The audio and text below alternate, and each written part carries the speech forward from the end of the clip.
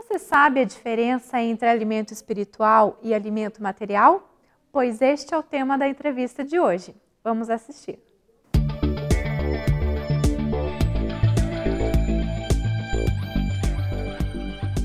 Olá, é muito bom estar com você novamente. E começamos o nosso quadro de bate-papo, de conversa, a nossa entrevista. Hoje recebemos novamente Vitor Caruso Júnior.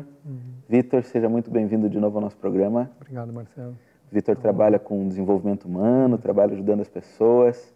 Ele mesmo tem uma história que pode ser vista num programa anterior, nosso, que a gente já conversou um pouco sobre isso. E o Vitor veio hoje ajudar a trazer mais reflexões sobre a nossa vida, né, Vitor? Bom, Vitor, você colocou para nós um desafio, trabalhar essa história de alimentação do corpo e alimentação espiritual. Tem um ditado popular que diz que a gente é aquilo que come. Como é que a gente pode entender essas palavras, Vitor? A gente pode aprofundar essa noção popular, né, somos o que comemos, de maneira bastante intensa. Uma maneira mais simples, mais direta, é entender que todas as células do nosso corpo, né, usam como combustível, né, e até para sua própria constituição e formação e renovação, elas usam o próprio alimento que nós ingerimos, né, como estrutura, né, como tijolinhos para a sua construção, ou mesmo como combustível para as suas trocas energéticas e os trabalhos que têm que ser feitos. Então esse já é uma primeira ideia de que a gente pode imaginar que somos o que comemos.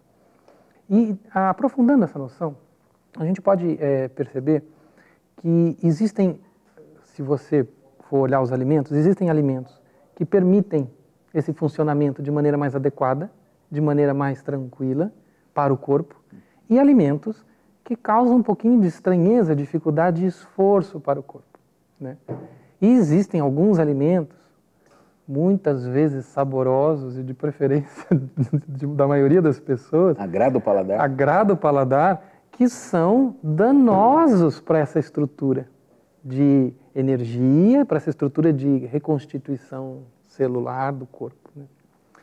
Então, quando nós olhamos para isso, nós podemos pensar um pouquinho, e é isso que eu queria trazer, essa reflexão um pouquinho mais profunda sobre a alimentação, de que quando eu ingiro um alimento que eu sei que vai causar mais probleminhas para esse funcionamento, para essa troca energética, para essa reconstituição do corpo, eu tenho uma responsabilidade sobre isso.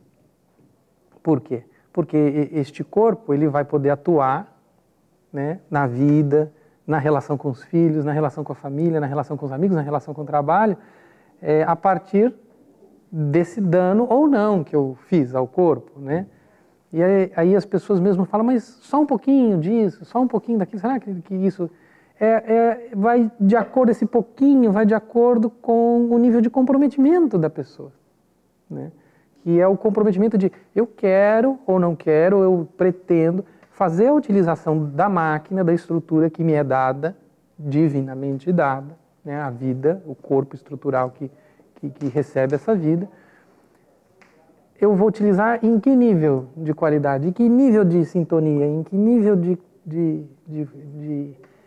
potencial, né? Eu vou me concordar. Tem pessoas que com 70%, tá bem, eu estou conduzindo minha vida a 70%, tá bom, né, é mais que 50%. Outras, mas nossa, eu poderia exercer neste corpo um potencial de 90%, né? Então eu quero assumir um compromisso de 90% no potencial desse corpo.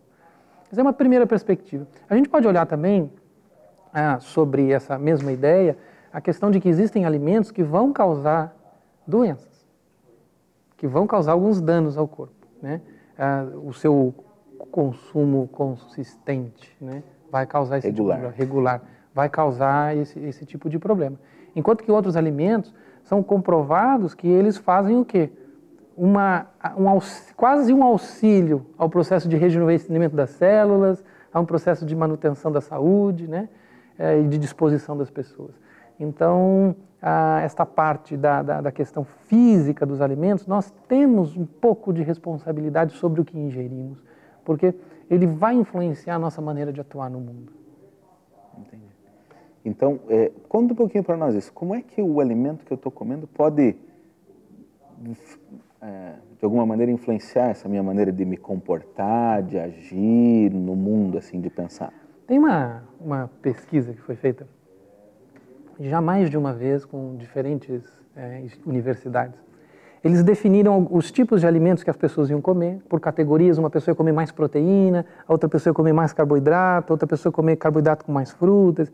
E deram para essas pessoas resolverem jogos financeiros, elas tinham que aplicar no mercado financeiro, extremamente complexos, de compra e venda de ações, onde o uso da memória e o uso do raciocínio. A memória por quê? Porque ele tinha que, de uma certa forma, lembrar quais as ações que ele tinha comprado e rapidamente decidir o que ele ia fazer, e a coisa continuava, e ele tinha então que seguir um raciocínio ainda lembrando das jogadas anteriores, né?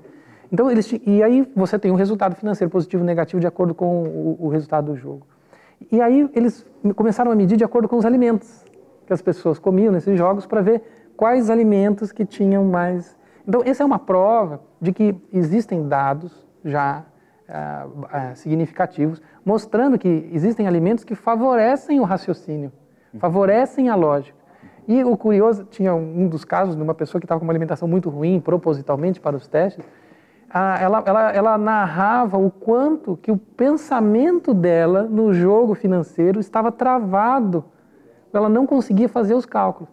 E no final da pesquisa, significativamente mostrava que a alimentação mais saudável gerava decisões mais inteligentes nesse jogo de mercado financeiro do que decisões tomadas por a pessoa que estava se alimentando mal.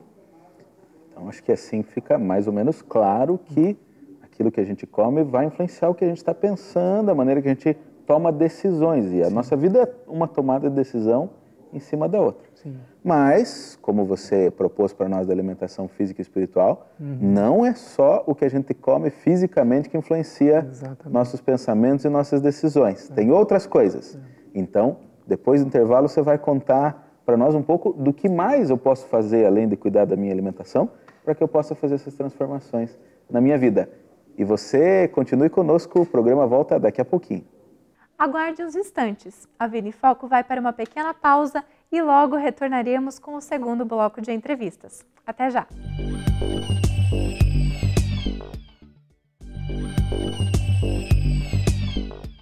Retornamos com o segundo bloco da entrevista de hoje com o tema Alimento Espiritual e Alimento Material. Confira! Que bom que estamos aqui de volta. Vitor, antes da gente ir para o intervalo, a gente conversou bastante no primeiro bloco a respeito da alimentação física, as comidas mesmo, e a influência no nosso pensamento e nas nossas ações. Mas parece que não é só isso que influencia. Conta para nós o que mais influencia os nossos pensamentos e as nossas ações. Eu vou trazer uma noção que é muito comum na filosofia oriental, muito comum, mas também na doutrina espírita também é utilizada a noção de causa e efeito, né? E, por exemplo, nas filosofias budistas, hinduístas, eles falam dessa noção de causa e efeito relacionadas ao próprio pensamento. Ou seja, o pensamento que nós temos, ele é gerado por causas anteriores, né? E o pensamento causas anteriores é gerado por causas anteriores. Então existe uma lógica do pensamento que ocorre. Quando interferimos nessa lógica, nós podemos interferir de uma maneira positiva, no sentido de criar um clima, ambiente, influências, hábitos que sejam elevadores, vamos chamar assim, não sei se essa é a melhor palavra. Um contexto que promova. Que promova o pensamento, né? Que possa trazer o pensamento para um raciocínio mais elevado, para uma lógica do bem, para uma lógica de amor, né? Para uma condição mais positiva. Então, você tem também aí isso fica um pouco teórico quando eu falo assim, mas eu quero ser mais prático na minha fala. Então, na prática, como que isso funciona? A forma como você decide o seu lazer. É um exemplo bom. Tem pessoas que preferem, por exemplo, como lazer, alguns tipos ligados a muita agitação, né? Vamos chamar música muito alta, bares, muita bebida, né? Eu vejo churrascos muito regados, muito cerveja, né? Muito álcool, né? Mesmo em reuniões familiares, né? Porque eu falo aqui, mas eu não vou muito para a festa. Não, mas existe o álcool regendo muita reunião familiar, né? Então, existe um certo ambiente que não favorece esse trabalho de alimentar a emoção de uma maneira... Não né? estimula os melhores sentimentos. Não estimula os melhores sentimentos e emoções. Aquela coisa de olhar os defeitos do outro. As pessoas entram, né, de bobo nessa história. Trocar impressões, falar e não percebe que aquilo estão criando um contexto nelas mesmas que depois vai influenciar como ela vai se comportar ali na frente. Em contrapartida, tem as outras escolhas. As pessoas que falam, peraí, eu vou procurar no meu lazer, frequentar um local onde eu vou fazer autorreflexão. Vou frequentar um parque com a minha família, onde eu vou ter um local de relaxamento. Eu vou reunir amigos para discutirmos como foi a semana. Fazer um evangelho no lar. Então, você tem uma promoção de hábitos, né, que favorecem emoções, né, e que vão gerar emoções, né, num sentido mais positivo. Então, vamos lá, Vitor. Consultoria grátis, consultoria grátis para nós aí. Na tua experiência de falar com as pessoas, onde a gente mais erra dessas coisas aí? O que eu vejo é que as pessoas, elas acabam, quando estão numa condição mais tranquila, elas acabam confundindo a felicidade com a agitação. Então essa agitação vai para as festas ou vai muitas vezes para o sexo, né? E canaliza para esse tipo de manifestação como se isso fosse felicidade. Então aí você vê uma certa perturbação da emoção. Não quer dizer que assim, uma pessoa que faça uma escolha de ambiente tranquilo, que faça uma escolha onde ela consiga olhar suas emoções e trabalhar suas emoções, não é que não tenha sexo ali, né? Mas a escolha não é pelo sexo. O sexo é mais um fator ele é mais uma consequência dentro daquela estrutura, né? Mas existem outros fatores que favorecem esse tranquilizar emocional. O que eu quero dizer fundamentalmente é que essas emoções, elas também são alimentadas por hábitos. Então, o alimento das nossas emoções são os nossos hábitos. Então, o trabalho, se você quer ter melhores emoções, comece a trabalhar hábitos que promovam o seu olhar tranquilo para as suas emoções. Esses hábitos vão poder gerar essas emoções numa situação difícil, porque a vida nos traz situações difíceis, né, nos traz desafios. Nessas situações, você vai ter um pouco mais de lucidez nas suas decisões, suas emoções vão estar um pouco mais equilibradas. Porque quando a gente está ali no extremo contra a parede, que a gente mais precisa pensar, não era da gente criar o hábito de pensar. Exatamente. Se você já não tinha esse hábito, você não consegue desenvolver justo no calor da emoção do momento. Então, todo mundo pensa que o grande jogador de basquete é aquele que faz a cesta no último segundo. Aquela última cesta do último segundo é resultado de horas e horas e horas de treinamento. Ou seja, o ambiente emocional foi trabalhado para que ele tivesse aquela tranquilidade de fazer aquele arremesso no último momento. Você está trazendo para nós que há uma retroalimentação. Exato. Meus hábitos levam emoções, as minhas emoções equilibradas me favorecem outros hábitos. Exato. Então hoje a gente pode cair num ciclo que só puxe para baixo. Exato. Ou a gente pode reverter isso e começar a caminhar no outro sentido. Exatamente. Então traz para nós um pouquinho essa coisa da disciplina, que é tão importante, né? Pensar, buscar, estar refletindo mais nas coisas que a gente faz.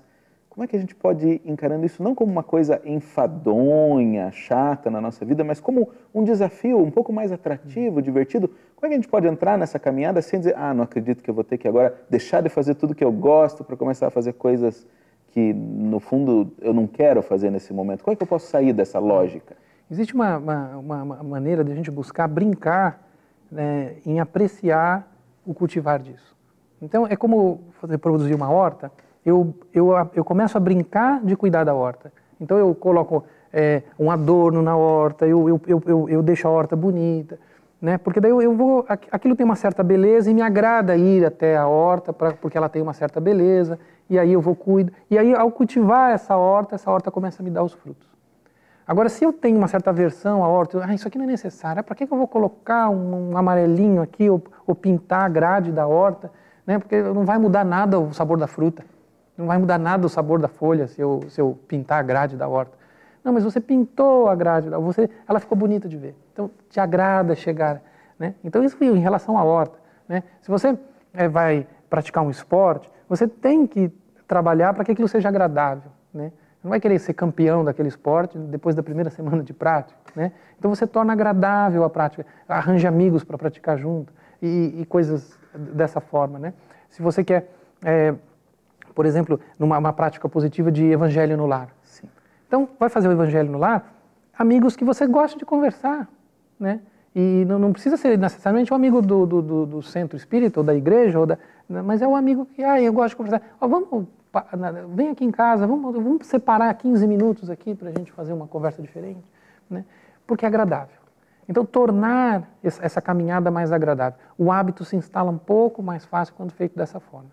Isso para tanto os nossos hábitos físicos como emocionais Exatamente. E espirituais. Exatamente. Assim a gente vai alimentando novas formas. Exatamente. Vitor, muito obrigado por ter vindo contribuir conosco, compartilhar da tua vivência, da tua experiência. Espero que tenhamos outras oportunidades. E você, continue conosco que ainda tem mais no nosso programa de hoje.